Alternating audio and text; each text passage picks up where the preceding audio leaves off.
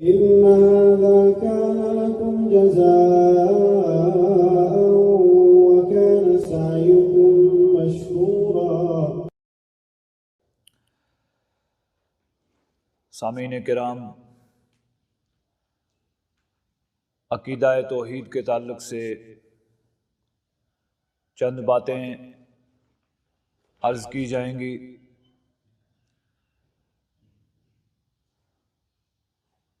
سب سے پہلے عقیدے کی اہمیت کو سمجھنا چاہیے۔ عقیدہ توحید کی اہمیت سب سے زیادہ ہے۔ ہم اس بات سے اندازہ لگا سکتے ہیں کہ اللہ رب العالمین احکم الحاکمین نے جتنے انبیاء اور رسل مبعوث فرمائے ہیں، ان کی تعلیمات میں سب سے پہلے عقیدہ توحید کو بیان کیا گیا ہے۔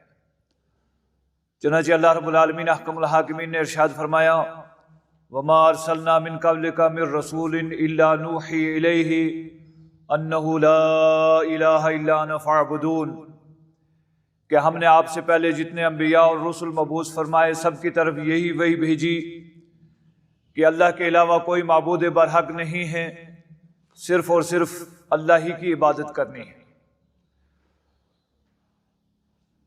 اور قرآن کریم میں تقریباً 25 انبیاء علیہ السلام کے نام بیان کیے گئے ہیں، ان کا تذکرہ بیان کیا گیا ہے۔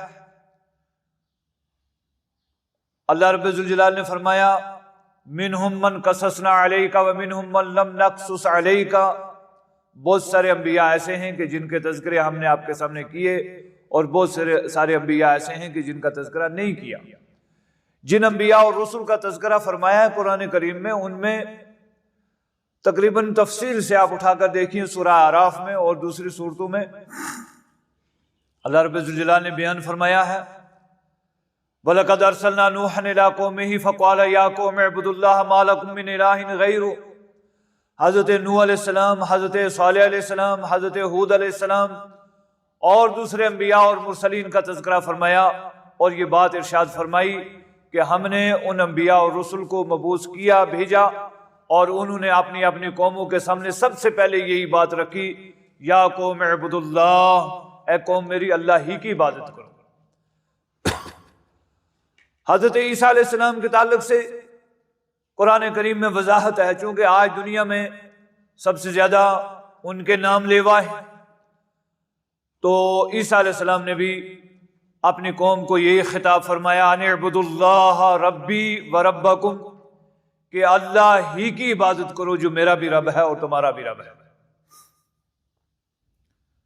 عقیدے کی اہمیت کے تعلق سے جب ہم غور کرتے ہیں تو ہمیں رسول اللہ صلی اللہ علیہ وسلم جو ختم المرسلین ہیں، خاتم النبیین ہیں، جن کی تشریف آوری سے سابقہ ساری آسمانی کتابیں منسوخ ہو گئی، اور قیامت کی صبح تک اور کوئی پیغمبر آنے والا نہیں، کوئی رسول آنے والا نہیں، کوئی کتاب آنے والی نہیں۔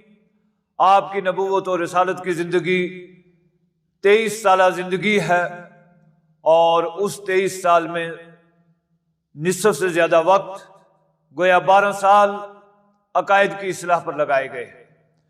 قرآن کریم کا مطالعہ کریں آپ کہ قرآن کریم میں مکی صورتیں کتنی ہیں اور مدنی صورتیں کتنی ہیں۔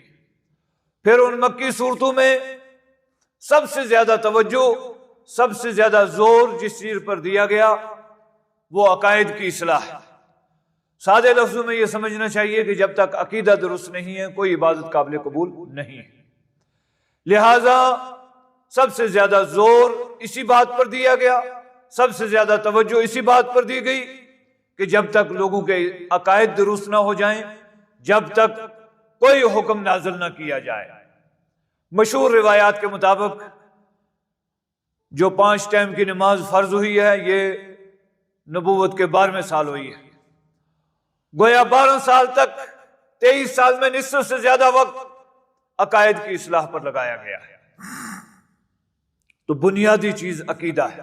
عقیدہ توحید ہے۔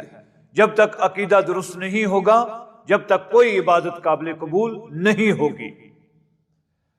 عبادتیں تھوڑی ہوں یا زیادہ ہوں، اللہ کے ہاں اس کی کوئی اہمیت نہیں۔ قرآن کریم میں رب ذوالجلال نے یہ ارشاد فرمایا، عاملۃ ناصبۃ تصلی نارا حامیہ، بہت سارے عمل کرنے والے، بڑی بڑی محنتیں کرنے والے، مشقتیں کرنے والے، وہ بھڑکتی ہوئی آگ میں داخل کیے جائیں گے۔ کیوں؟ کہ ان کی ساری محنتیں عقائد کے بغیر ہیں، عقیدہ درست ہونے کے بغیر ہیں۔ تو جب تک عقیدہ درست نہیں ہوگا، فلا نقیم لہم یوم القیامت وزنا، ایسے لوگوں کی عبادتیں، ایسے لوگوں کے اعمال اس قابل نہیں ہوں گے کہ ان کو تولا جائے یا ان کا وزن ہی کیا جائے۔ فرمایا فلا نقیم لہم یوم القیامت وزنا، ہم ان کو تولیں گے نہیں، ترازو میں ہی نہیں رکھیں گے، کیونکہ وہ اس معیار کے نہیں ہوں گے۔ اس کے برعکس ہمارے سامنے ایک شخص صحابی رسول کا واقعہ موجود ہے۔ کسی غزوے کے موقع پر وہ حاضر ہوئے، رسول اللہ صلی اللہ علیہ وسلم سے پوچھا کہ میں پہلے جہاد کروں یا پہلے میں شہادتین کا اقرار کروں؟ آپ نے ارشاد فرمایا پہلے شہادتین کا اقرار ہے۔ جب تک کلمہ نہیں پڑھو گے، عقیدہ درست نہیں ہوگا، جب تک کوئی عمل نہیں ہے۔ انہوں نے کلمہ پڑھا، اسلام قبول کیا، شہادتین کا اقرار کیا، عقیدہ توحید کو اپنایا اور میدان کارزار میں چلے گئے، شہید ہو گئے۔ کسی نماز کا وقت ابھی ان کو نہیں ملا ہے، کوئی دوسرے بڑے فریضے کا وقت ان کو نہیں ملا، لیکن وہ جنت کے مستحق قرار پائے، اس لیے کہ عقیدہ درست تھا۔ تو عقیدہ درست ہونا از حد ضروری ہے۔ جب تک عقیدہ درست نہیں ہوگا، ہمارے اس مختصر درس میں ہم کتنی عقیدے کی گفتگو کر پائیں گے؟ آپ اندازہ لگائیں، قرآن کریم 12 سال تک عقائد درست کرنے پر لگا رہا ہے۔ 12 سالہ وقت رب کائنات اس رسول کے ذریعے، جس کے بارے میں فرمایا جوامع القلم، جامع کلام آپ کو عطا کیا گیا، ان کے ذریعے 12 سال تک عقائد کی درستگی پر لگائے گئے ہیں۔ عقیدے میں بنیادی طور پر 3 چیزیں سمجھنی چاہیے۔ ایک، توحید کی 3 اقسام سمجھنی چاہیے، توحید الوہیت، ربوبیت اور اسماء و صفات۔ ربوبیت کہ اللہ رب ہے، یہ ربوبیت کی ایسی صفت ہے۔ ایک بات یہ کہ یہ اتنی عام صفت ہے کہ ماننے والوں کو بھی وہ روزیاں دیتا ہے اور نہ ماننے والوں کو بھی وہ روزیاں دیتا ہے۔ وہ صرف رب المسلمین یا رب المومنین نہیں ہے، رب الانس نہیں ہے، وہ رب العالمین ہیں۔ اس لیے فرمایا الحمدللہ رب العالمین، تمام تعریفیں اللہ کے لیے ہیں جو رب العالمین ہیں۔ کائنات میں کتنی مخلوق ہے ہم ساری کے بارے میں نہیں جانتے، اس لیے کہ اللہ رب الجلال نے قرآن کریم میں یہ ارشاد فرمایا وما یعلم جنود ربک الا ہو، رب کے لشکروں کو رب ہی جانتا ہے۔ ہم شمار نہیں کر سکتے کتنی مخلوق ہے، لیکن ہر مخلوق کی غذا خوراک جدا جدا ہے۔ چھوٹے چھوٹے کیڑے ہیں، مکوڑے، جو ہمیں شاید دوربین کے بغیر نظر نہ آئیں، ان کی خوراک کیا ہے، ان کی غذا کیا ہے، ان کو کون دیتا ہے؟ وہ رب العالمین کی صفت میں شامل ہے کہ اللہ رب العالمین ہے، سب کو وہی روزیاں عطا فرمانے والا ہے۔ پھر یہ صفت اتنی عام ہے کہ ماننے والے اور نہ ماننے والے سب اس میں شامل ہیں۔ وہ رب العالمین ہے۔ مشرکین مکہ بھی بہت ساری چیزیں مانتے تھے، ربوبیت میں بہت ساری چیزوں کے وہ قائل تھے، لیکن الوہیت میں وہ شرک کرتے تھے کہ اللہ کی عبادات میں وہ دوسروں کو شامل اور شریک ٹھہراتے تھے۔ تو الوہیت کی بات جہاں تک آتی ہے، اللہ الہ ہے، وَإِلَٰهُكُمْ إِلَٰهٌ وَاحِدٌ لَا إِلَٰهَ إِلَّا هُوَ الرَّحْمَٰنُ الرَّحِيمُ۔ اللہ رب الجلال نے قرآن کریم میں سورہ بقرہ میں یہ ارشاد فرمایا وَإِلَٰهُكُمْ إِلَٰهٌ وَاحِدٌ، تمہارا الہ ایک ہی الہ ہے، لا الہ، اس کے علاوہ کوئی الہ نہیں ہے، الا هو الرحمن الرحیم، وہ رحمان و رحیم ہے، بڑا مہربان اور نہایت رحم کرنے والا ہے۔ سورہ نمل میں 20वें पारे की शुरू की 5 आयतें हैं। पूरी आयत उठा कर देखिए, अल्लाह रब्बुल जलाल ने वहां 5 आयतों में मुतअद्दिद अपनी कुदरत की निशानियों का तज़किरा फरमाया है। फरमाया अम्मन खलक़स समावाति वल अर्ज़, आसमान और जमीन को पैदा किसने किया है। और इन 5 आयात में बड़ी तौहीद बयान फरमाने के बाद लास्ट में ये बयान है आ इलाहुम मअल्लाह, क्या अल्लाह के अलावा कोई और माबूद है? कोई ऐसा है कि जिसकी इबादत की जाए? कोई इलाह है? कोई इलाह नहीं है अल्लाह के अलावा। गोया सबसे पहले जिस चीज पर तौहीद के जिस नुक्ते पर या जिस किस्म पर तवज्जो दी गई, जोर दिया गया, वाज़ेह किया गया, वो अकीदा उलूहियत का मामला है कि इलाह एक है, माबूद एक है। अल्लाहुल्लज़ी ला इलाहा इल्ला हु, वही अल्लाह है जिसके अलावा कोई इलाह नहीं है, जिसके अलावा कोई माबूद नहीं है। इबादत की जितनी अक़साम हैं वो सिर्फ एक अल्लाह के लिए खास है। इबादत की जितनी अक़साम हैं वो अल्लाह के लिए खास हैं। इबादत बदनी हो या इबादत माली हो, मसलन नमाज है, बदनी इबादत है, ज़कात है, माली इबादत है। इबादत की बहुत सारी अक़साम ऐसी हैं कि जो माली भी हैं, बदनी भी हैं। बहुत सारी अक़साम ऐसी हैं जो सिर्फ बदनी हैं और बहुत सारी अक़साम ऐसी हैं जो सिर्फ माली हैं। मसलन हज के लिए आदमी जाता है, हज ऐसी इबादत है जो बदनी भी है और माली भी है। माल भी खर्च करना है, सफर भी करना है, सफरी सऊबतें भी बर्दाश्त करनी है, वो अरकान अदा करने हैं। तो इबादत मुख्तसर ये कि इबादत की जितनी किस्में हैं वो अल्लाह के लिए खास है।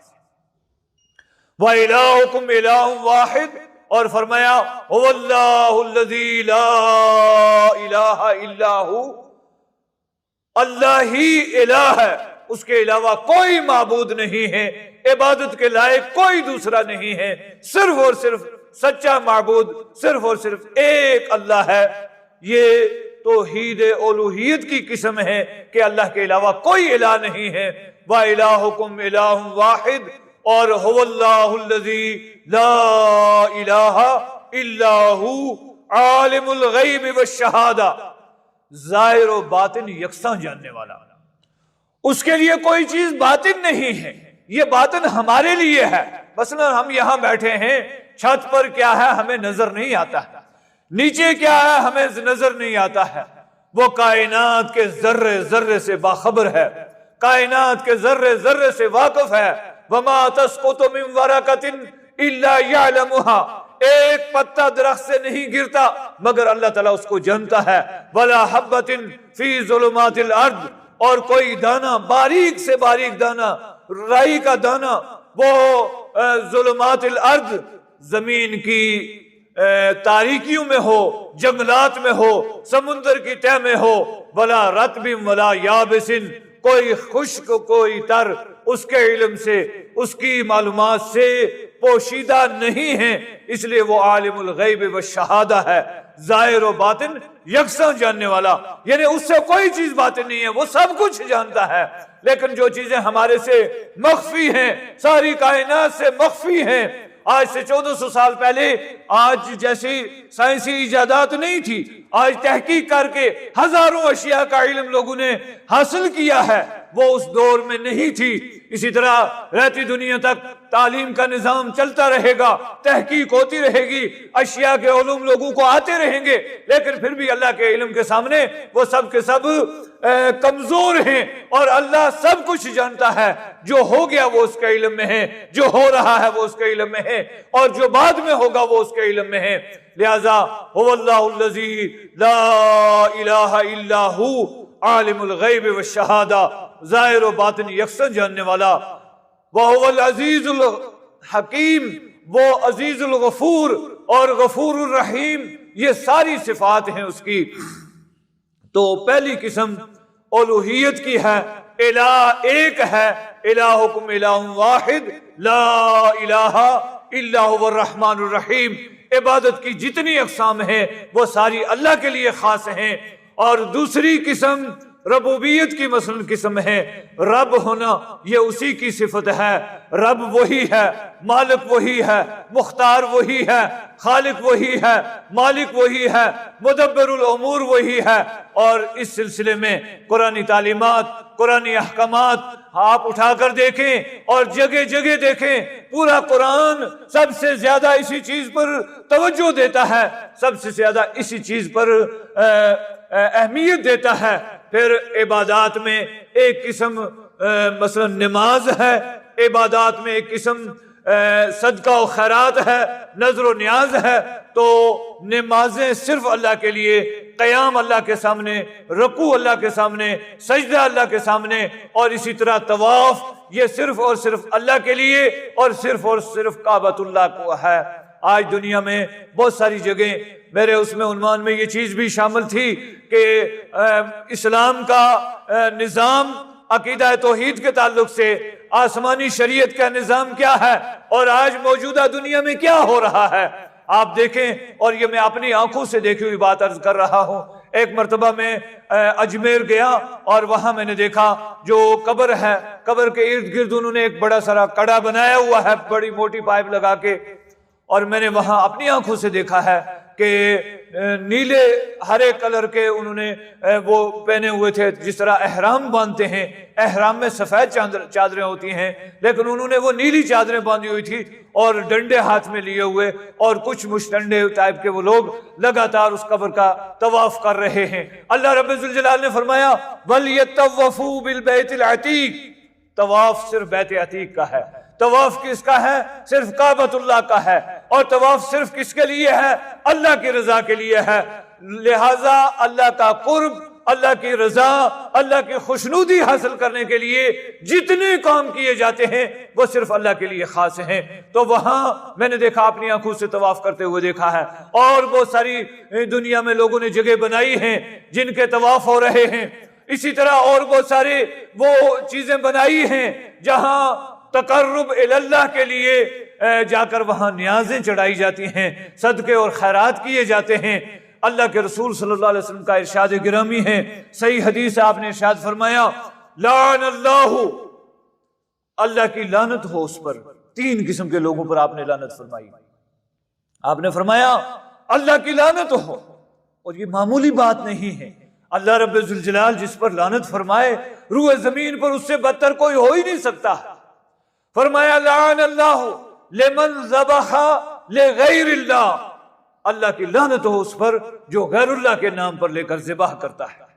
اور اس سلسلے میں وہ حدیث یا وہ واقعہ جو مسند احمد میں موجود ہے، رسول اللہ صلی اللہ علیہ وسلم نے امم سابقین کا واقعہ بیان کیا.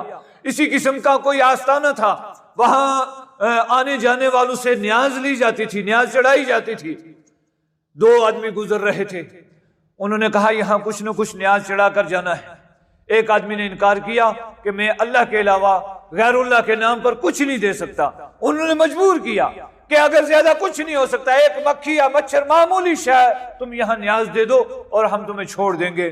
تو اس نے نیاز چڑھائی، فخلوا سبیلہم، لوگوں نے اس کا راستہ چھوڑ دیا جو وہاں مجاور بیٹھے تھے. تو رسول اللہ صلی اللہ علیہ وسلم نے ارشاد فرمایا فدخل النار، وہ جہنم میں گیا. ایک مچھر غیر اللہ کے نام پر دینے سے وہ جہنم میں گیا. صدقہ اور خیرات، نذر و نیاز جتنی بھی ہو، چھوٹی سے چھوٹی ہو یا بڑی سے بڑی ہو، یہ عبادت ہے اور یہ اللہ کے لیے خاص ہے. دوسرے کے بارے میں رسول اللہ صلی اللہ علیہ وسلم نے ارشاد فرمایا کہ اس نے ایک مکھی اور مچھر تک بھی کوئی چیز غیر اللہ کے نام پر دینا گوارا نہیں کی. فَقَتَلُوهُ، ان ظالموں نے اس کو قتل کر دیا. فَدَخَلَ الْجَنَّةَ، وہ جنت میں چلا گیا، اس لیے کہ اس نے عقیدہ بچا لیا. تیسری حیثیت دعا کی ایک حیثیت ہے. دعا عبادت ہے، دعا عبادت ہے. فرمایا ان الذین یستکبرون وقال ربکم ادعونی استجب لکم، رب نے یہ اعلان فرمایا ہے کہ مجھ سے مانگو، مجھ سے دعا کرو، میں تمہاری دعا کو قبول کروں گا. اور اس سلسلے میں دوسری جگہ اللہ تعالیٰ نے قرآن کریم میں یہ ارشاد فرمایا وَإِذَا سَأَلَكَ عِبَادِي عَنِّي فَإِنِّي قَرِيبٌ أُجِيبُ دَعْوَةَ الدَّاعِ إِذَا دَعَانِ. بعض لوگوں نے سوال پوچھا تھا کہ قریب ربنا فنناجیہ ام بعید فننادیہ، کیا ہمارا رب قریب ہے کہ ہم اس سے مناجات کے طور پر یعنی آہستہ سرگوشی میں اس سے مانگیں، یا وہ دور ہے کہ ہم اس سے بہت زور زور سے مانگیں؟ تو اس کے جواب میں اللہ رب الجلال نے یہ آیت کریمہ نازل فرمائی اور فرمایا اذا سالک عبادی عنی، جب میرے بندے میرے بارے میں سوال کریں، فإنی قریب، میں بہت زیادہ قریب ہوں، اجیب دعوت الداعی، قبول کرتا ہوں ہر دعا کرنے والے کی دعا کو، اذا دعانی، جب بھی وہ مجھ سے دعا کرے، جب بھی وہ مجھ سے مانگے۔ اب آپ موازنہ کریں، یہ اسلامی تعلیمات ہیں، یہ قرآنی وحی ہے، آسمانی وحی ہے۔ رب فرماتا ہے وَنَحْنُ أَقْرَبُ إِلَيْهِ مِنْ حَبْلِ الْوَرِيدِ، رگے جاں، یہ رگے جاں جو اندر ہے اور جس خون کے نظام سے انسان زندے ہیں، جب وہ رگ کٹ جاتی ہے کوئی جاندار زندہ باقی نہیں رہ سکتا۔ اللہ فرماتا ہے میرا علم، میری قدرت اور میرا تصرف اس سے کہیں زیادہ قریب ہے۔ رب مستوی علی العرش ہے، لیکن اس کا علم وہ ہمارے ان اندر کے نظام کو جانتا ہے۔ ہمارے پیٹ میں آنتوں میں کیا ہے ہم نہیں جانتے، لیکن رب نے بنائی ہے، ذرہ ذرہ کے بارے میں وہ جانتا ہے۔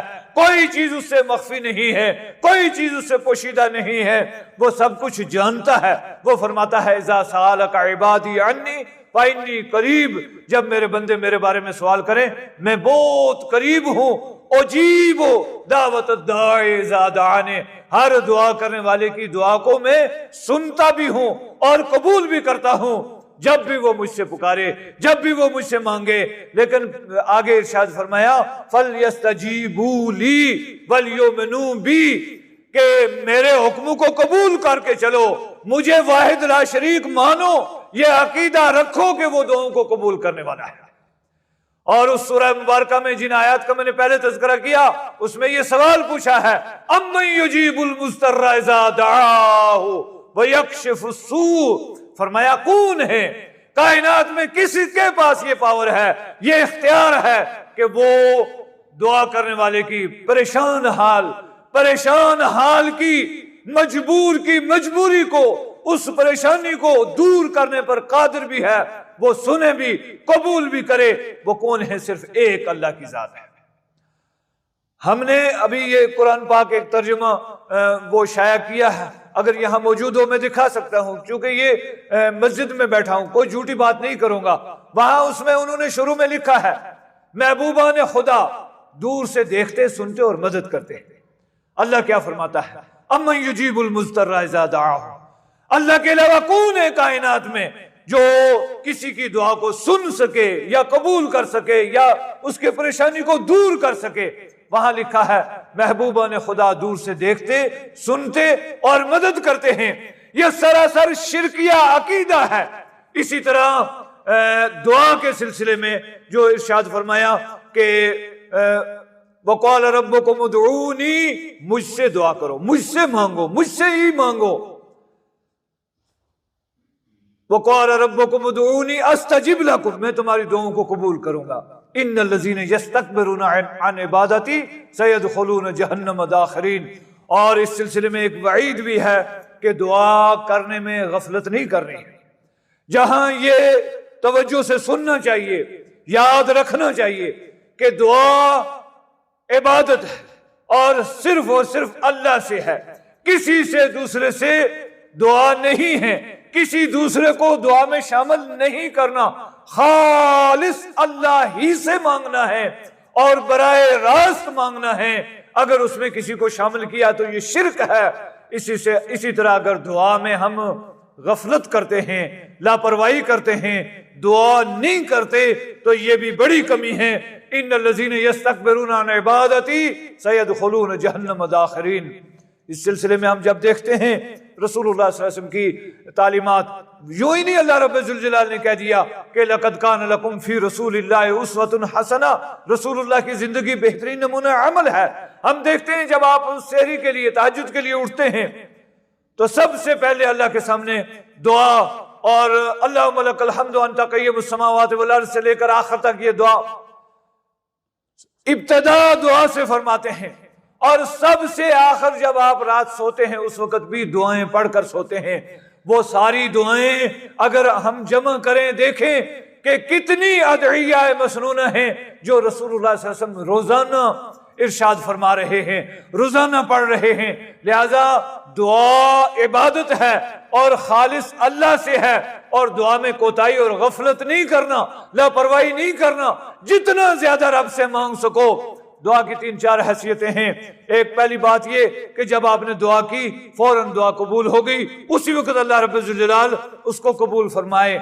قبولیت اللہ کی مشیت اور مرضی پر ہے، وہ چاہے تو فوراً قبول فرمائے، وہ چاہے تو اس کے عوض میں آنے والی کوئی مصیبت ٹال دے، دور کر دے، وہ چاہے تو اس دعا کو آپ کے لیے مؤخر کر دے۔ بعض دعائیں ایسی ہیں، ہمارے سامنے ایسے واقعات موجود ہیں، 20 سال کے بعد اس دعا کا نتیجہ دیکھا، 40 سال کے بعد دعا کا نتیجہ دیکھا، اور بعض دعائیں ایسی ہیں آنے والی نسلوں کو کام آتی ہیں، اور بعض دعائیں ایسی ہیں جو ذخیرہ آخرت بنتی ہیں۔ قیامت کے دن اللہ رب الجلال عطا فرمائے گا، دنیا میں اس کی مشیت میں، اس کی قدرت میں وہ چیز آپ کے مقدر میں نہیں ہے، نہیں عطا فرمائی، لیکن وہ دعا آپ کی ضائع نہیں ہوگی جو دعا آپ خالص اللہ سے مانگیں گے۔ تو عقائد کے سلسلے میں یہ بات کہ الہ ایک ہے، اس کے علاوہ کوئی الہ نہیں، اور عبادتیں خالص اس کے لیے ہیں، اور عبادات میں نمازیں ہوں، نیازیں ہوں یا دعائیں ہوں، وہ صرف اور صرف اسی سے ہیں، اس کے علاوہ کسی دوسرے کے سامنے نہیں۔ فرمایا او اللہ الذی لا الہ الا ہو عالم الغیب والشہادہ هو الرحمن الرحیم، وہ رحمان الرحیم ہے، رحمان الدنیا رحیم الآخرہ ہے، اور اس نے رحمت کے 99 حصے آخرت کے لیے باقی رکھے ہیں، ایک حصہ دنیا میں عطا فرمایا ہے۔ رسول اللہ صلی اللہ علیہ وسلم ارشاد فرماتے ہیں اس کی اس رحمت کا کیا ہم اندازہ لگا سکتے ہیں، اس کی رحمت کتنی وسیع ہے؟ فرمایا اسی اس ایک رحمت کا صلہ یا اس کا حصہ ہے کہ ایک دودھ پلانے والا جانور جب اپنے بچے کو دودھ پلاتا ہے تو وہ جانور ایک طرف ہو کر کھڑا ہوتا ہے اور وہ یہ کوشش کرتا ہے کہ اس دودھ پینے والے بچے کو تکلیف محسوس نہ ہو، بلکہ یہ دودھ سہولت سے پی لے۔ یہ رحم کس نے اس کے دل میں ڈالا؟ یہ رب ذوالجلال نے ڈالا۔ فرمایا یہ جو رحم ہے یہ ساری کائنات میں رحمت کا ایک حصہ ہے، 99 حصے اس نے اپنی رحمت کے آخرت کے لیے رکھے ہیں۔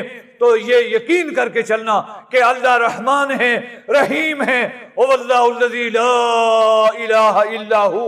دوبارہ فرمایا اس کے علاوہ کوئی الہ نہیں ہے، وہی ایک الہ ہے، او اللہ الذی لا الہ الا ہو الملک القدوس، وہ بادشاہ۔ ساری بادشاہیاں کس کی ہیں؟ دوسری جگہ ارشاد ہے قرآن کریم میں قل اللہم مالک الملک تؤتی الملک من تشاء وتنزع الملک ممن تشاء وتعز من تشاء وتذل من تشاء بیدک الخیر انک علی کل شیء قدیر۔ فرمایا ساری بادشاہتیں اسی کی ہیں، مالک الملک وہی ہے، ازل سے وہی ہے، ابد تک وہی رہے گا۔ دنیا میں بڑے بڑے آئے، فرعون جیسے آئے جس نے یہ اعلان کیا انا ربکم الاعلی، میں تمہارا سب سے بلند و بالا رب ہوں، جو یہ دھمکی دینے لگا حضرت موسیٰ علیہ السلام کو لئن اتخذت الہا غیری لاجعلنک من المسجونین، اگر میرے علاوہ کسی کو الہ مان لیا تو میں سجن میں ڈال دوں گا، جیل میں بھیج دوں گا۔ اس فرعون کی بھی حکومت چلی گئی۔ فرمایا بڑے بڑے آئے دنیا میں اور چلے گئے، اصل بادشاہت اللہ ہی کی بادشاہت ہے۔ فرمایا وہ الملک، وہ بادشاہ ہے، سچا بادشاہ ایک اللہ ہے، اللہ کے علاوہ کسی کی بادشاہت نہیں۔ میں کبھی کبھار وہاں یہ تذکرہ کرتا ہوں، ہماری جو زمینیں ہیں آج ان زمینوں پر ہم بیٹھے ہوئے ہیں، ہمارا اقتدار ہے، ہمارا اختیار ہے، ہماری گلداوریاں ہیں۔ آج سے 50 سال پیچھے چلے جاؤ، یہاں کون مالک تھا؟ آج سے 100 سال 200 سال پیچھے چلے جاؤ، وہاں کون مالک تھا؟ پھر آنے والے احوال کا علم اللہ ہی کے پاس ہے، 100 سال بعد کیا ہونے والا ہے، 200 سال بعد کیا ہونے والا ہے۔ اور میری یہ چھوٹی سی عمر ہے 50 سال لگ بھگ، اس میں میں نے کئی تبدیلیاں دیکھی۔ کل کوئی آباد تھا، آج کوئی آباد ہے، اور 3 4 شفٹیں میں نے دیکھی ہیں۔ اس لیے ہمیں اچھی طرح سے یہ یقین کرنا چاہیے کہ الملک بادشاہ اللہ ہے، مالک وہی ہے، سچا بادشاہ اللہ ہے، اور ملک بھی اسی کی ہے، ساری کائنات کا مالک بھی وہی ہے، اور سارے کے سارے بندے اور غلام بھی اسی کے ہیں، ملکیت بھی اسی کی ہے، بادشاہت بھی اسی کی ہے، قانون بھی اسی کی ہے، نظام بھی اسی کا ہے۔ آج مثلا یہ سورج و چاند کا نظام ہے، لیل و نہار کا نظام ہے، یہ نظام کس نے چلایا ہے؟ اسی نے چلایا ہے، وہی سچا بادشاہ ہے۔ الملک القدوس، وہ پاکیزہ ہے۔ پاکیزہ، اس ایک ایک لفظ پر اگر ہم گفتگو کریں کئی کئی گھنٹے درکار ہیں۔ پاکیزہ ہے، وہ شرک سے پاک ہے، عیوب سے پاک ہے، کمزوری سے پاک ہے، اس کے ساتھ جتنی شریک ٹھہرائے جاتے ہیں، جتنی چیزیں اس کی طرف منسوب کی جاتی ہیں، تعالی عما یشرکون، بلند ہے، بالا ہے ان تمام چیزوں سے جن کو وہ اس کی طرف شریک ٹھہراتے ہیں۔ اس لیے القدوس ہے، پاک ہے، وہ کھانے کا محتاج نہیں، وہ نیند کا محتاج نہیں، لا تاخذہ سنۃ ولا نوم ہے، فرمایا وہ کھلاتا ہے، ان اللہ هو الرزاق ذو القوۃ المتین ہے، اور فرمایا ما اريد منهم من رزق وما اريد ان يطعمون، میں نہیں چاہتا کہ یہ مجھے کھلائیں، یہ مجھے کچھ دے دیں۔ اللہ کسی چیز کا محتاج نہیں ہے، وہ سارے کے سارے اس کے محتاج ہیں۔ یہودیوں نے یہ کہا تھا نا جب یہ آیت کریمہ نازل ہوئی، من ذا الذی یقرض اللہ قرضا حسنا فیضاعفہ لہ اضعافا کثیرا، یہودیوں نے کہا اللہ تو غریب ہو گیا۔ اللہ رب الجلال نے ارشاد فرمایا لقد سمع اللہ قول الذین قالوا ان اللہ فقیر ونحن اغنیاء سنکتب ما قالوا، فرمایا ہم اچھی طرح سے جانتے ہیں جو کچھ انہوں نے کہا ہے، یہ ان کا کہنا ہے، یہ یہودیوں کے کمزور عقیدے ہیں، وہ ساری کی ساری بادشاہت اسی کی ہے اور وہ کسی کا محتاج نہیں ہے، اور وہ ان تمام عیوب سے پاک ہے، شرک سے پاک ہے، کھانے پینے سے پاک ہے، نیند اور اونگ سے پاک ہے، بیوی اور بچوں سے پاک ہے، لم یتخذ صاحبۃ ولا ولد، نہ اس کی بیوی ہے نہ اس کی اولاد ہے، اور فرمایا لیس کمثلہ شیء، اس کی مثل کوئی ہے ہی نہیں ہے، اس کی کوئی تمثیل ہو ہی نہیں سکتی، وَهُوَ السَّمِيعُ الْبَصِيرُ، اور اس کی صفت یہ ہے وہ سمیع ہے، وہ سننے والا ہے، وہ دیکھنے والا ہے، اور اس کے علاوہ کوئی ان صفات سے متصف نہیں ہے۔ القدوس، وہ تمام عیوب سے، نقائص سے، کمزوریوں سے، خامیوں سے وہ پاک ہے، تمام عیوب سے پاک ہے۔ بسم اللہ هو اللہ الذی لا الہ الا ہو الملک القدوس السلام، سلامتی دینے والا ہے، سلام، اور اسی سے اسلام جو دین اسلام ہے یہ سلامتی کا دین ہے، یہ امن کا دین ہے، یہ شانتی کا دین ہے، اور سلام اس کی طرف سے ہے، اور وہ سلامتی ساری کی ساری کائنات کو اسی نے سلامتی عطا فرمائی ہے۔ یہ زمین ساکن بنائی، یہ آسمان بنایا، ان کو نظام کے مطابق چلاتا ہے، اگر وہ چاہے زمین کو ہلائے، اس طرح اوپر نیچے زلزلے آ جائیں، کوئی دوسری تباہی بربادی آ جائے، کائنات میں کوئی نہیں ہے جو اس زمین کو ساکن بنا سکے، کائنات میں کوئی نہیں ہے جو ہمیں امن دے سکے، اگر وہ مواخذہ کرنا چاہے کائنات میں کوئی نہیں ہے جو ہمیں بچا سکے۔ سلامتی یا سلم سے متعلق جتنی باتیں ہیں وہ ساری کی ساری اسی کی طرف منسوب ہیں، اسی کے قبضہ قدرت میں ہیں اور اسی کے شایع نشان ہیں، لہذا اس کے اسماء میں ایک پیارا نام یہ سلام بھی ہے، اور السلام المؤمن المہیمن، امن اسی سے ایمان ہے، امن دینے والا وہی، کائنات میں امن اسی کے قبضہ قدرت میں ہے، اسی کے اختیار میں ہے، اور کتنی خوش نصیبی ہے اگر ہم باریکی سے اس پر توجہ کریں کہ جو دین ہمیں ملا اس کی یہ دو صفتیں ہیں، ایمان اور اسلام۔ ہم ایمان اور اسلام کے دعوے دار نہ بنیں بلکہ مکمل اس کے اوپر عمل کرنے والے ہوں، مکمل اس کا عملی نمونہ ہو، ہم سلم ہوں، ہم اپنے لیے اور اپنے اہل و عیال کے لیے، ساری انسانیت کے لیے امن کے پیغمبر ہوں، امن کے داعی ہوں، امن کا ذریعہ بننے والے ہوں اور ساری انسانیت کے سامنے امن پھیلانے والے ہوں، اور اسی طرح ایمان، ہمارے ایمان مضبوط ہوں، مکمل ایمان ہو جس طرح کے مطلوب ہے الذین یؤمنون بالغیب ویقیمون الصلاة ومما رزقناہم ینفقون، یا ایمان کے تعلق سے جہاں جہاں قرآن کریم میں ان الذین آمنوا اور اس کے بعد کے جو واقعات بیان کیے ہیں ویسا ایمان ہمارے اندر ہونا چاہیے۔ اور یہ دو صفتیں اللہ کی صفات ہیں، سلام اور امن، تو اس نے ہمیں یہی امن اور سلامتی والا دین عطا فرمایا، تو گویا اس کا منبع اللہ کی ذات ہے، ایمان اور اسلام کا منبع اللہ کی ذات ہے، اللہ نے عطا فرمایا، اور یہ اس کے صفاتی نام ہیں، واللہ الملک القدوس السلام المومن المہیمن، وہی نگراں ہیں، ساری کائنات کی نگرانی وہی کرنے والا ہے۔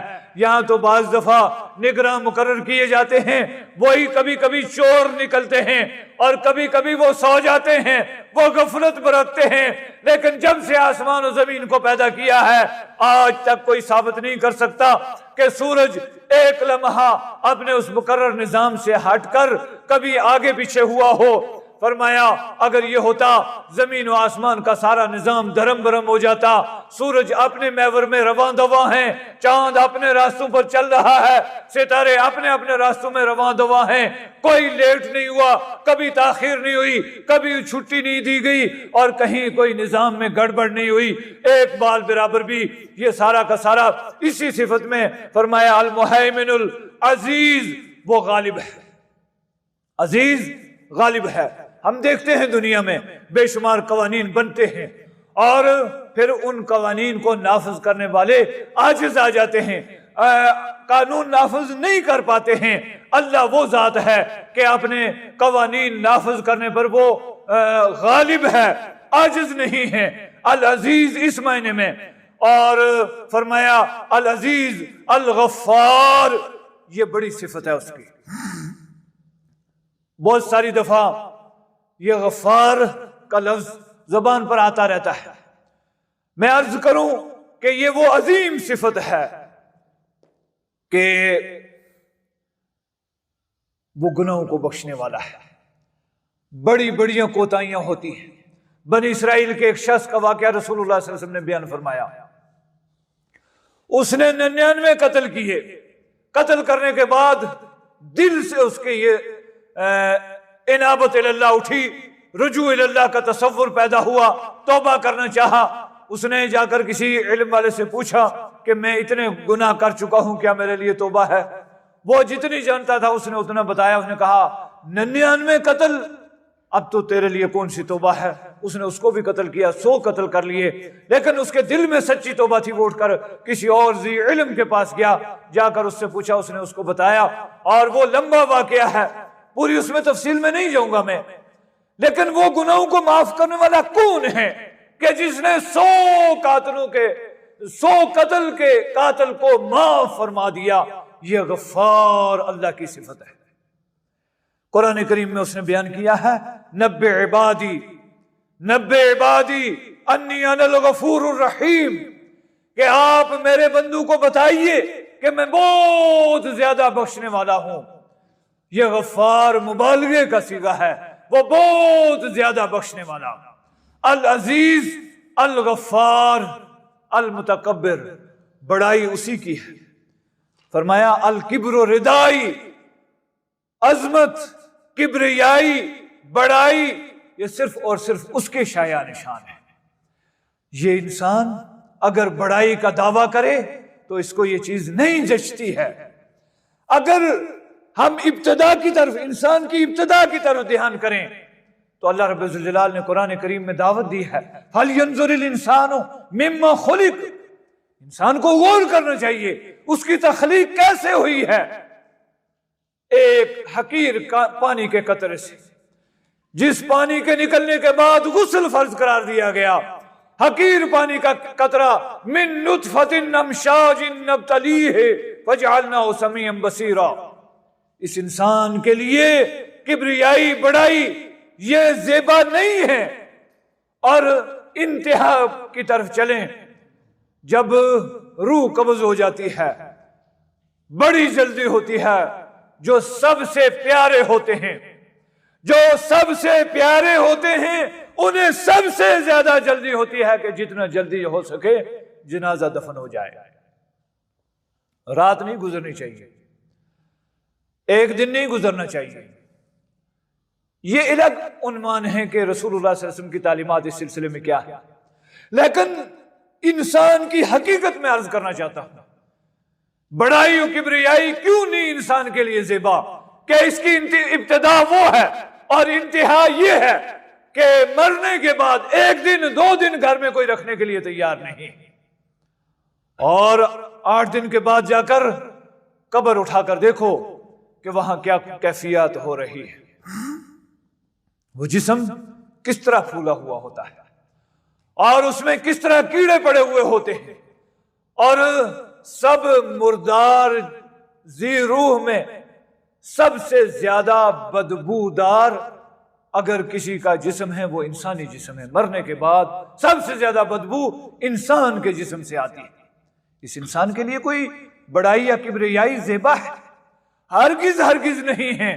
وہ بڑائی وہ کبریائی صرف اللہ کے لیے زیبا ہے. اس لیے فرمایا المتکبر، بڑائی اسی کے لیے زیبا ہے جو نہ سوتا ہے، نہ اونگتا ہے، نہ کھاتا ہے، نہ پیتا ہے، اور تمام عیوب و نقائص سے اعلیٰ اور عرفہ ہے. وَلَهُ الْكِبْرِيَاءُ، اور فرمایا اسی کے لیے بڑائی ہے، اسی کی شان ہے، اسی کی عظمت ہے. الخالق البارئ المصور، فرمایا اس کی صفت یہ ہے وہ خالق ہے. خالق اس کو کہتے ہیں جو عدم سے کسی چیز کو وجود بخشے. اور اس کا تذکرہ دوسری جگہ قرآن کریم میں فرمایا بدیع السماوات والارض، اللہ وہ ذات ہے کہ جس نے آسمان و زمین اور ساری انسانیت کو، ساری کائنات کو عدم سے وجود بخشا ہے، بغیر کوئی نمونہ، بغیر کوئی سیمپل اور بغیر کسی سابقہ مثال کے اس نے عدم سے ساری چیزوں کو وجود بخشا. بدیع السماوات وہی ہے اور الخالق وہی ہے، البارئ بنانے والا، یعنی ارادہ بھی اسی نے فرمایا اور انجام بھی اسی نے دیا ہے. زمین بنائی اسی نے، آسمان اسی نے بنایا، کائنات کا ذرہ ذرہ اسی نے بنایا ہے، کسی دوسرے نے نہیں بنایا. الخالق البارئ المصور، شکلیں اور صورتیں بنانے والا. اگر ایک جملے پر ہی ہم غور کریں، ہماری ہدایت کے لیے، کائنات کی ہدایت کے لیے ایک جملہ کافی ہے. یقین مانو. یہ آج کل بہت ساری سائنسی ایجادات سے ہمیں دین سمجھنا آسان ہو گیا ہے. گو دین محتاج نہیں ہے، لیکن آسانیاں پیدا ہوئی ہیں. یہ فنگر لگاتے ہیں اس میں ہم روح زمین پر 8 ارب یا 7 ارب انسان ہیں. آج تک میں نے یہ نہیں سنا کہ 2 آدمیوں کے یہ فنگر ایک جیسے نکل آئے ہوں، یکساں آئے ہوں، یا خلط ملط ہو گیا ہو.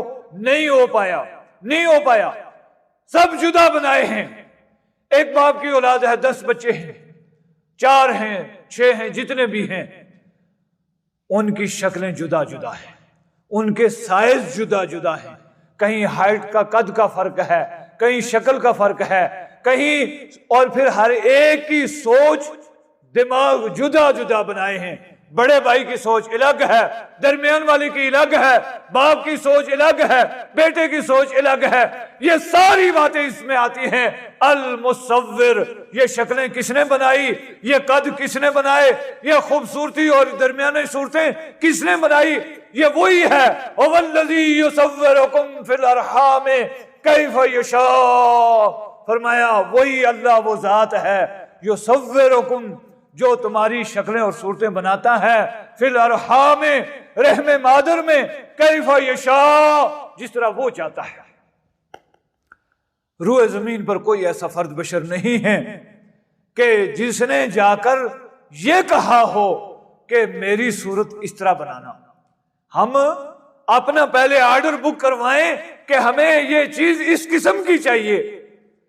رب کے دربار میں آج تک کسی نے یہ آرڈر بک نہیں کروایا کہ میری شکل اس قسم کی بنانا. میرا قد اتنا لمبا بنانا، میری آنکھیں اتنی بنانا، میرا ناک اس طرح کا ہونا چاہیے، میری فلاں ایسی ہونی چاہیے، چیز فلاں ایسی ہونی چاہیے، یہ صرف اور صرف رب کی کاریگری ہے۔ اور المصور، یہ اللہ کے صفات، اسماء و صفات، تیسری توحید کی جو قسم ہے، وہ صفات اللہ کی، یہ صفات ہیں، یہ پیارے نام ہیں اور یہ پیارے عمل ہیں، اور وہ مصور ہے، شکلیں اور صورتیں وہ بنانے والا، انسانوں کی، حیوانوں کی، ذی روح کی اور غیر ذی روح کی ساری شکلیں اس نے بنائی ہیں۔ آسمان کی شکل و صورت کس نے بنائی؟ زمین کس نے بنائی؟ مٹی ہے، اور مٹی پر غور کریں، یا مٹی کھودیں اور دیکھیں اس کا رنگ الگ ہوگا، اور 20-50 گز کے فاصلے پر چلے جائیں، وہاں دیکھیں مٹی کا رنگ دوسرا ہوگا، میل 2 میل پر جائیں وہاں کا رنگ دوسرا ہوگا۔ جس طرح 27 میل کے فاصلے پر زبانوں اور لہجوں کے اندر تبدیلیاں آ جاتی ہیں، اسی طرح زمین کے نظام میں پہاڑ ہیں، درخت ہیں، اشجار ہیں، انہار ہیں، یہ کس کی کاریگری ہے؟ پھر ایک چیز دوسری اس پر غور کریں کہ یہ اتنے جتنے ہم مسجد میں بیٹھے ہیں، اتنے سے پلاٹ میں آپ 50 قسم کی الگ الگ اشیاء کی سبزیاں لگائیں، مرچیں ہیں، پنڈی ہے، ٹماٹر ہے، اور دوسری ترکاریاں سبزیاں آپ لگائیں، ایک ہی مٹی ہے اور اس میں ایک ہی طرح کا یسقا من ماء واحد، قرآن کریم میں یہ تفصیل موجود ہے، فرمایا ایک ہی پانی سے سچائی ہو رہی ہے، ایک ہی پانی سے سچائی ہو رہی ہے، ایک ہی زمین ہے، 50 چیزیں لگاؤ اور پھر ان کے ذائقے دیکھو، ٹماٹروں کے ذائقے، تاثیر، سواد جدا ہیں، مرچیوں کے ذائقے، تاثیر، سواد وہ سب جدا ہیں، کھٹے ہیں، پھیکے ہیں، مٹھے ہیں، ساری چیزیں علیحدہ علیحدہ۔ یہ کون بنانے والا ہے؟ یہ کاریگری کس کی ہے؟ المصور میں یہ بھی شامل ہے۔ فرمایا الخالق البارئ المصور لہ الاسماء الحسنی، اسی کے پیارے نام ہیں۔ عقیدہ توحید میں 3 قسمیں میں نے عرض کیا تھا، الوہیت، ربوبیت اور اسماء و صفات۔ اسماء و صفات کے بارے میں یہ عقیدہ کہ یہ اللہ کی صفات ہیں اور یہ اللہ کے پیارے نام ہیں، اور قرآن کریم میں اللہ رب الجلال نے ارشاد فرمایا وَلِلَّهِ الْأَسْمَاءُ الْحُسْنَى فَادْعُوهُ بِهَا، اللہ کے اسماء حسنہ ہیں، پیارے نام ہیں، ان کے ذریعے سے اللہ سے مانگو۔ اور یہ پیارے نام جو اس آیات میں بیان ہوئے، او اللہ، سب سے پہلے اللہ، یہ اللہ کا ذاتی نام اللہ، بڑا وزنی اور بڑا بھاری نام اور سب سے وزنی نام، اور پھر اس کے بعد الرحمن، الرحیم، الملک، القدوس، السلام، المؤمن، المہیمن، العزیز، الجبار، المتکبر، اور فرمایا سبحان اللہ عما یشرکون، اللہ پاک ہے ان تمام چیزوں سے جن کو اس کے ساتھ شریک ٹھہراتے ہیں۔ الخالق، البارئ، المصور، یہ سارے کے سارے اللہ کے اسماء حسنہ ہیں۔ اس سلسلے میں مختصر عرض کروں، اللہ کے رسول صلی اللہ علیہ وسلم کی تعلیمات اور آپ کا طریقہ اس ضمن میں کیا تھا کہ وَلِلَّهِ الْأَسْمَاءُ الْحُسْنَى فَادْعُوهُ بِهَا، کہ اللہ کے پیارے نام ہیں، ان کے ذریعے سے اس سے مانگو۔ اللہ کے رسول صلی اللہ علیہ وسلم دعا فرماتے ہیں اللہم انی اسألک بأنک انت اللہ لا الہ الا انت احد الصمد الذی لم یلد ولم یولد ولم یکن لہ کفوا احد۔ ایک دوسری دعا ہے، اس کے الفاظ یہ ہیں اللہم انی ادعوک باسمائک الحسنى وصفاتک العلی، یا اللہ، یا رحمان، یا رحیم، یا احد الصمد الذی لم یلد ولم یولد ولم یکن لہ کفوا احد۔ یہ اللہ کے پیارے نام ہیں۔ پھر آپ نے فرمایا یہ نام لے کر جب اللہ سے اس کی صفات بیان کر کے اس سے مانگو گے تو وہ ضرور بضرور دعائیں قبول فرمائے گا۔ جس طرح لفظ غفار ہے، رب سے بخشش مانگنی ہے تو اس سے پہلے کہا یا اللہ یا غفار، اے گناہوں کو بخشنے والے، اے غفور الرحیم، اے بخشنے والے، رحم کرنے والے۔ اس کے بعد گناہوں کی مغفرت طلب کرو، وہ ضرور عطا فرمائے گا۔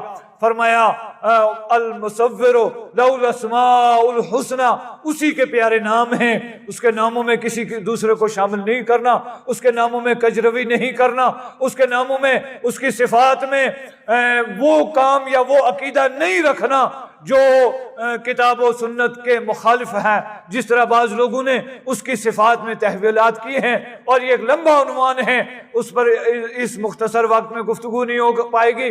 اور اسی طرح اس کے ناموں کے سلسلے میں بے شمار گمراہیاں ہیں، جس طرح مثال کے طور پر استواء علی العرش کا معاملہ ہے، رب مستوی علی العرش ہے، کما یلیق لشانہ، جیسا اس کے شایان شان ہیں۔ لیکن آج لوگوں نے یہ عقیدے بنائے کہ وہ ہر جگہ موجود ہے، اور ذرے ذرے میں، اور پھر ہر چیز میں اس کو شامل ٹھہرایا، الہاد کیا، ملحد ہیں، اور بے شمار گندے عقائد اور نظریات لوگوں نے بنائے ہیں۔ اس سے ہمیں پرہیز کرنا ہے، اجتناب کرنا ہے۔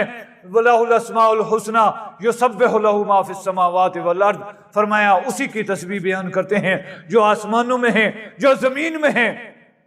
اور 4 صورتیں ہیں جو سبح یسبح سے قرآن کریم میں موجود ہیں، اور اس میں ماضی کے صیغے سے بھی اور مضارع کے صیغے سے بھی بیان ہیں، یعنی زمانہ گزشتہ میں بھی، حال میں بھی، استقبال میں آنے والے دور میں بھی تعریف اللہ ہی کی ہے۔ سبح للہ ما فی السماوات و ما فی الارض، یسبح للہ ما فی السماوات و ما فی الارض، اور فرمایا وَإِن مِّن شَيْءٍ إِلَّا يُسَبِّحُ بِحَمْدِهِ وَلَكِن لَّا تَفْقَهُونَ تَسْبِيحَهُمْ، کائنات میں کوئی چیز ایسی نہیں کہ جو اس کی تسبیح بیان نہ کرتی ہو، لیکن تم اس کی زبان نہیں سمجھتے۔ اس سے ہم سمجھ سکتے ہیں یہ اشجار ہیں، یہ انہار ہیں، یہ درخت ہیں، یہ نباتات ہیں، یہ جمادات ہیں، یہ سب کے سب اللہ کی تسبیح بیان کرتے ہیں، جیسا کہ ان کے شایان شان ہیں اور جیسا اس کے شایان شان ہیں۔ اور پھر صبح صبح اٹھ کر دیکھو، یہ چڑیاں، یہ بلبلیں، یہ پرندے، یہ اپنی اپنی زبانوں میں رب کے ثنا خواہ ہیں۔ یسبح لہ ما فی السماوات والارض، فرمایا اللہ ہی کی تسبیح بیان کرتے ہیں جو کچھ آسمانوں میں ہیں اور جو زمین میں ہیں۔ وَهُوَ الْعَزِيزُ الْحَكِيمُ، یہ بھی 2 صفتیں بیان ہوئی، وہ غالب ہے، وہ حکمت والا ہے۔ اگر اس نے، دیکھو دنیا میں سارے کچھ برابر نہیں کیا، مثلا یہ ہاتھ کی 5 انگلیاں برابر نہیں بنائی ہیں، اسی طرح ایک باپ کی اولاد ہے، سب کو برابر نہیں بنایا، کسی کو خوش نصیب بنایا، کسی کو کمزور بنایا، کسی کو نہایت ذہین بنایا، کسی کو عقل کی وافر مقدار عطا فرمائی، کسی کو دنیاوی دولت کی وافر مقدار عطا فرمائی۔ اور جس طرح دوسری جگہ فرمایا اولاد کے سلسلے میں یہب لمن یشاء اناثا ویہب لمن یشاء الذکور او یزوجہم ذکرانا واناثا ویجعل من یشاء عقیما، جسے چاہتا ہے اسے بیٹے دیتا ہے، جسے چاہتا ہے بیٹیاں دیتا ہے، جسے چاہتا ہے اسے بیٹے اور بیٹیاں دونوں دیتا ہے، جسے چاہتا ہے اسے عقیم اور بانجھ کر دیتا ہے۔ یہ اس کی حکمت کا تقاضا ہے، وہ اس کی مشیت کا تقاضا ہے۔ وہ حکیم ہے، ہم نہیں جانتے، اس کی حکمتیں ہم نہیں جانتے، وہ جو عطا فرماتا ہے وہ حکیم ہیں۔ اس لیے یہ عقیدہ رکھو کہ جو فیصلہ اس نے کیا میرے حق میں وہی بہتر ہے۔ میں نہیں جانتا، مستقبل کے بارے میں نہیں جانتا، اگر میرے پاس دولت نہیں ہے، اگر میرے پاس اقتدار نہیں ہے، اگر میرے پاس اولاد نہیں ہے، اگر میرے پاس مال نہیں ہے، اگر میرے پاس فلاں چیز نہیں ہے، تو یہ اس حکیم، اس غالب اور حکمت والے کا فیصلہ ہے، عزیز و حکیم کا فیصلہ ہے، اور اس کے سامنے سر تسلیم خم کرنا ہے، اس پر راضی رہنا ہے اور اس کو ماننا ہے، اس کو تسلیم کرنا ہے۔ یہ ان آیات کا مختصر خلاصہ ہے۔ رب العالمین احکم الحاکمین سے دعا ہے کہ وہ ہمیں صحیح معنوں میں قرآن کریم پڑھنے، سننے، سمجھنے اور اس کی نشر و اشاعت کی توفیق عطا فرمائے۔ رب العالمین احکم الحاکمین نے جگہ جگہ قرآن کریم میں کم از کم 4 یا 5 مرتبہ یہ ارشاد فرمایا ہے کہ ہم نے قرآن کو آسان سے آسان تر بنایا ہے، سمجھنے کے لیے، اس کے اوپر غور و فکر کرنے کے لیے یہ چیلنج کیا ہے۔ افلا یتدبرون القرآن ام علی قلوب اقفالها افلا یتدبرون القرآن ولو کان من عند غیر اللہ لوجدوا فیہ اختلافا کثیرا، فرمایا اگر یہ قرآن پر غور و فکر کیوں نہیں کرتے، کیا ان کے دلوں پر کفن لگائے ہیں، تالے پڑ گئے ہیں، یہ قرآن پر غور و فکر نہیں کرتے۔ اور اسی طرح فرمایا کہ کیا اگر یہ قرآن غیر اللہ کا کلام ہوتا ہے، یہ اس پر غور و فکر کیوں نہیں کرتے، اگر یہ غیر اللہ کا کلام ہوتا ہے اس میں بے شمار اختلاف ہوتے، قرآن میں کوئی اختلاف نہیں۔ قرآن کریم نے سب سے پہلے، سب سے مین، سب سے اہم جس چیز پر توجہ دی ہے وہ عقیدہ توحید ہے، اسی کی نسبت سے یہ ٹوٹی پھوٹی چند باتیں ہمارے سامنے آئی ہیں۔ اللہ رب الجلال ہمیں کہنے سننے سے زیادہ عمل کی توفیق عطا فرمائے، ہمیں عقیدہ توحید پر ثابت قدمی نصیب فرمائے، جب تک زندہ رہیں اسلام پر قائم اور دائم رکھے، جب دنیا سے جائیں کلمہ لا الہ الا اللہ محمد رسول اللہ نصیب فرمائے۔ اقول قولی ھذا استغفر اللہ لی ولکم ولسائر المسلمین واستغفروہ انہ هو البر الرحیم، وآخر دعوانا الحمد للہ رب العالمین۔